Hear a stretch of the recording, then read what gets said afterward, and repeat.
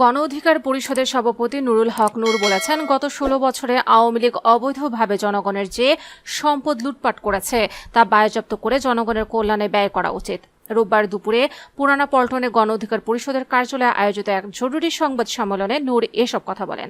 এ সময় তিনি আওয়ামী লীগকে ফ্যাসিবাদী ও সীমান্ত পারের ষড়যন্ত্রকারী বলে আখ্যা দিয়ে দলটিকে নিষিদ্ধ ঘোষণার দাবি জানিয়ে বলেন, আওয়ামী লীগকে নিষিদ্ধ না করলে দেশের স্বাধীনতা হুমকির মুখে পড়বে।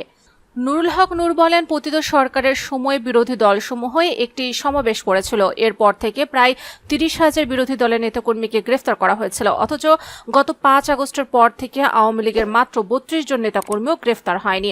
তিনি বলেন, আওয়ামী লীগের বিরুদ্ধে চূড়ান্ত সিদ্ধান্ত না নিয়ে ঝুলিয়ে রাখা হলে তা একসময় দেশের জন্য বড় সংকট হয়ে দাঁড়াবে।